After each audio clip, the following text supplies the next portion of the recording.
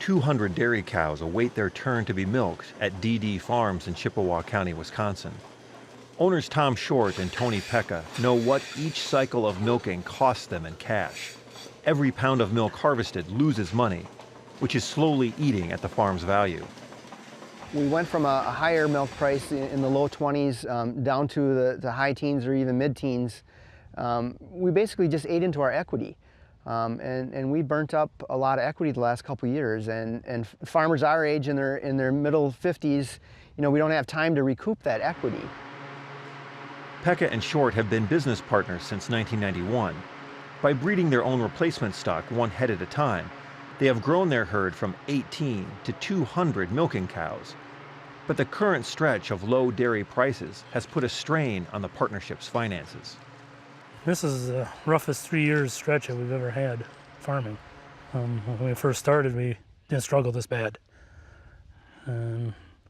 Actually, haven't made money in the last 3 years. So we made money every year except for 2009 up to that point. Every 100 pounds is valued utilizing the CME's Class 3 milk price. In Wisconsin, Class 3 prices have risen from a low of $12.75 in January 2018, but continue to linger below the cost of production for many operators. Global overproduction of dairy products has depressed prices. Many see the only solution to the drop in prices is a drop in production. The financial situation is only slightly better at the Ellsworth Cooperative Creamery, which buys the fluid milk production from 360 dairy producers like Pecca and Short. The plant is running at full capacity, making cheese, yet is only squeaking out a narrow profit, a victim of the same global overproduction. 500-pound barrels and 40-pound blocks of cheese are the primary output of cheese plants. In 2017, a drop in the cheese market sent barrel cheese 8 cents below the price of block cheese, which pulled 48 cents per hundredweight out of dairy producers' milk checks. For Ellsworth Creamery, block cheese is sold to cheese manufacturers for further processing and packaging. Currently, blocks lose a few cents per pound and make up more than half of their annual sales. But a growing percentage of the profit is now coming from value-added products, primarily multiple varieties of cheese curds.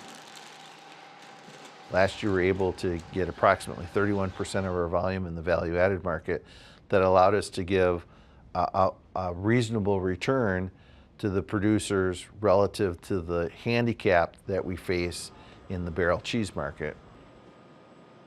In addition to the curds, specialty cheeses manufactured at a plant in Comstock, Wisconsin, broaden the product line and add to the profitable part of the cooperative's cheese menu. American consumers are exploring cheese flavors and textures beyond the traditional cheddar, and their curiosity creates a profitable premium for cheesemakers.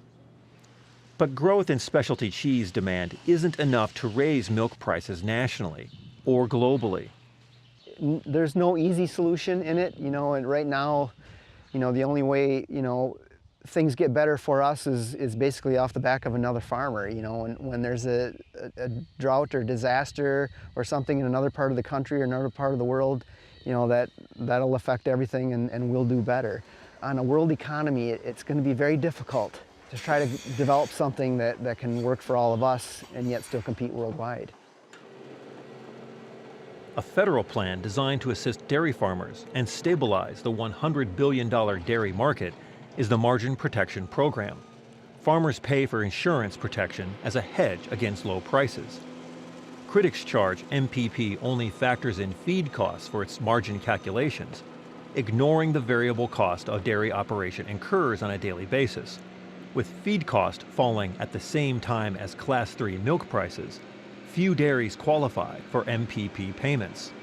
Recent adjustments to the Margin Protection Program may get dollars in the hands of more operators, but will not lift the industry out of its cash crunch. They didn't change anything with the changes in the Margin Protection Program that happened as a result of the bipartisan budget bill that was passed just a couple months ago.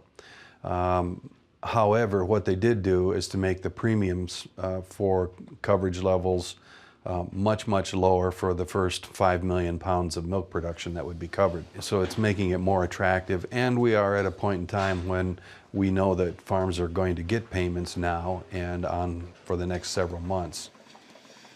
Long term, the dairy business has a challenging outlook. Consolidation has reduced the number of dairies in the United States by nearly half since 2000, while the dairy herd has expanded by 2.5% to over 9 million head. Milk production per cow increased 20% over the same period. Those still milking agree prices will need to rise to a profitable level, or more operations will be forced out of business, accelerating consolidation of the industry, a condition some find hard to swallow. A decent cost of living and a little profit, is all most of us are asking for. For Market to Market, I'm Peter Tubbs.